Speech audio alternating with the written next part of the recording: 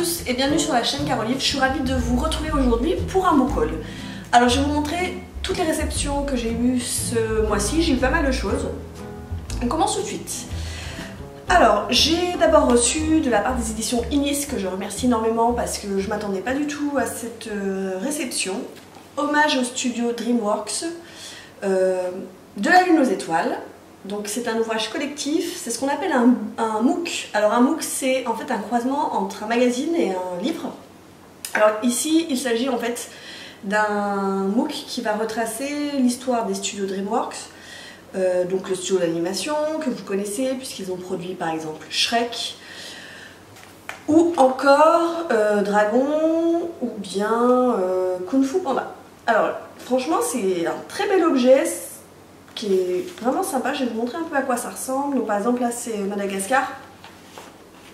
Donc là le thème c'est la ménagerie, donc c'est tous les films qui mettent en scène des animaux. Donc ça retrace, j'imagine, la façon dont ça a été écrit. Et puis bah, ensuite à l'intérieur, ensuite vous avez, hop, je sais pas si on voit bien, des illustrations en couleur. Voilà, je vais me plonger là-dedans. Alors je connais pas tous les films. Tous les films animés, j'en connais quelques-uns de noms, mais par exemple Kung Fu Panda, j'ai jamais vu. Ah, il y a le Chapeauté, il y a Shrek. Voilà, je pense que ça doit être pas mal, il doit y avoir pas mal d'anecdotes. Et si ça vous intéresse, c'est au prix de 12,50 €. Donc si vous êtes fan de cet univers-là, je trouve que quand même c'est un livre qui a l'air pas mal. En plus, vous voyez pas forcément, mais la couverture elle est magnifique. Et c'est tout doux la couverture. C'est en matière un peu plastifiée, j'aime beaucoup. Donc merci les éditions Inis. Ensuite, de la part des éditions L'Harmattan et de la part de l'auteur qui m'avait contacté, j'ai reçu Le Temps du Nil de Brigitte Foras, donc aux éditions L'Harmattan. Alors ici on va suivre l'histoire de d'amis qui se retrouvent le temps d'un grand week-end sur une île et j'imagine que ils vont se raconter leur vie. C'est un tout petit bouquin, j'en sais pas plus parce que la quatrième de couverture est assez sibylline. Ça fait 150 pages, donc ça va être vite lu. L'Harmattan, je trouve que c'est dommage parce que c'est une maison d'édition qu'on ne voit pas assez sur les blogs, qu'on ne voit pas assez sur les chaînes. Ils ont un catalogue qui est assez exhaustif, souvent c'est des choses qui concernent la littérature, des objets d'études comme l'histoire, etc. Donc des choses un peu pointues, mais ils font du roman. Notamment, le dernier roman que j'ai lu chez eux, c'est Égypte mon amour de Charlotte de Jong. Je vous invite à aller voir ma chronique vidéo ou ma chronique écrite parce que c'est vraiment une petite pépite. Et il y a des choses vraiment sympas, allez voir ces éditions-là parce que je suis sûre que vous pourriez trouver votre bonheur. Ensuite, j'ai reçu de la part des éditions Marabout, que je remercie également, un livre qui va sortir le 20 mars. Il s'agit d'un thriller, Dans la brume écarlate de Nicolas Lebel. Donc là, j'en sais pas trop, j'ai pas trop étudié la quatrième de couverture parce que je voudrais me laisser un peu surprendre. Apparemment, on est à Paris de nos jours. Une femme qui vient porter plainte au commissariat parce que sa fille a disparu et qu'elle a de sérieux doutes, qu'elle a un peu une appréhension. Et en même temps est retrouvée au cimetière du Père-Lachaise une mare de sang, mais il n'y a pas de corps. Donc on va avoir un enquêteur qui va nous entraîner sur les traces d'un meurtrier. Alors je vous lis simplement, on nous dit un roman gothique dans un Paris recouvert de brouillard à l'heure où un vampire enlève des femmes et les vide de leur sang. Donc ça a l'air d'être à la fois un thriller qui se passe de notre temps, mais est-ce qu'il y a de la fantaisie, du fantastique dedans? Je ne sais pas. Je ne connais pas du tout Nicolas Lebel. Ça a l'air sympa. Ensuite, alors j'ai reçu ça, c'est tout neuf. Je viens de le recevoir dans la boîte aux lettres.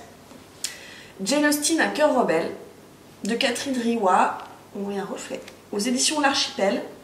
Donc c'est la dernière masse critique de Babelio. J'avais sélectionné ce titre, donc c'est la masse critique non-fiction, parce qu'une copine l'a lu et m'a dit que c'était déjà très fouillé, très bien, et que ça se lisait comme un roman en fait, plus que comme une biographie qui peut être parfois un peu redondante.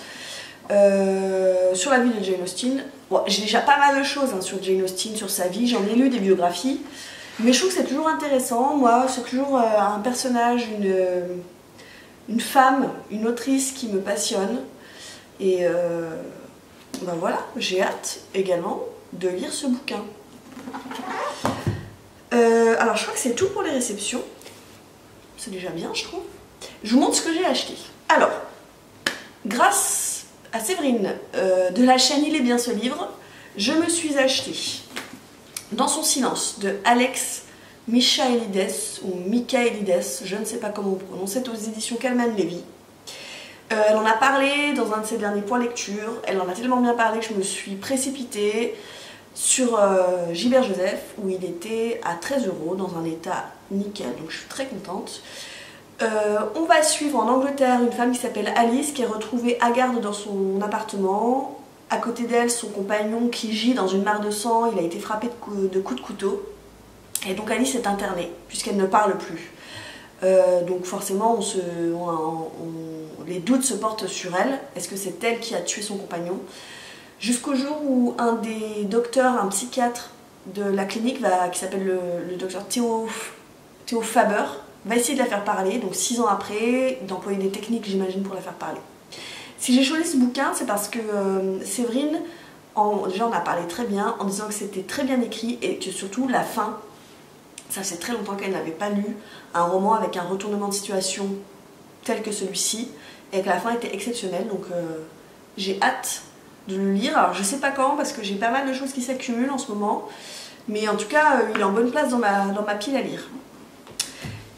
Et enfin, les derniers achats que j'ai faits, alors c'est pas vraiment des achats que j'ai fait dans le mois, j'ai souscrit en fait à une campagne Ulule sur une campagne qui était consacrée aux éditions des Moutons électriques. Donc ceux qui ne connaissent pas Ulule, c'est un site participatif pour mener à bien des projets. Donc chaque personne peut contribuer à hauteur d'une certaine somme pour financer des projets.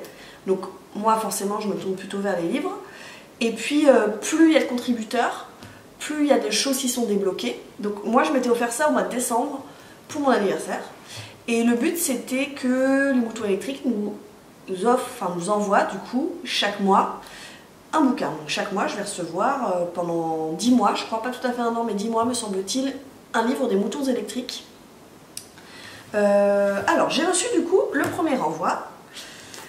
Donc je vous montre ça tout de suite. J'ai reçu Opération Sabine de Nicolas Texier, donc édition Moutons électriques. Alors les Moutons électriques c'est du grand format la plupart du temps, avec un travail d'édition de folie, voilà, au rabat, illustration, c'est toujours des textes, alors c'est de la fantaisie, de l'ASF hein, essentiellement, de qualité, moi j'aime beaucoup.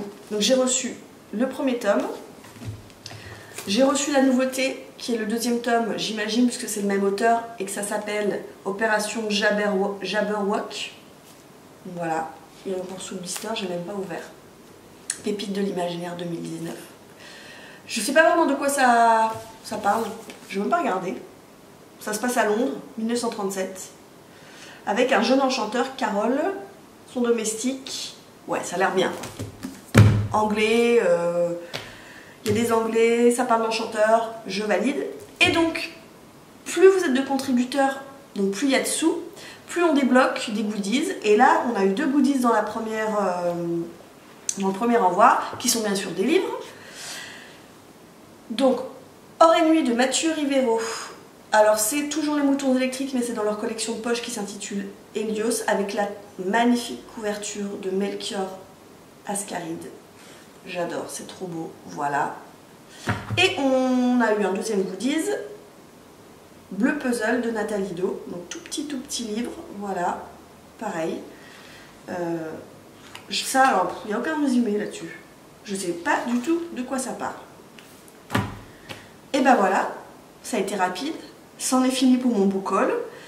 Dites-moi dans les commentaires s'il y a des livres qui vous font envie, si vous avez lu certains de ces livres, qu'est-ce que vous en avez pensé, est-ce que vous avez aimé, pas aimé. N'hésitez pas à mettre des petits pouces bleus, ça fait toujours plaisir. Je voulais vous remercier parce que vous êtes de plus en plus nombreux à me regarder et à suivre la chaîne. Donc ça me fait plaisir parce que je me dis que quand même mon travail paye entre guillemets un petit peu. En attendant la prochaine vidéo, je vous souhaite de très belles lectures et je vous dis à très bientôt sur la chaîne et sur le blog. Ciao!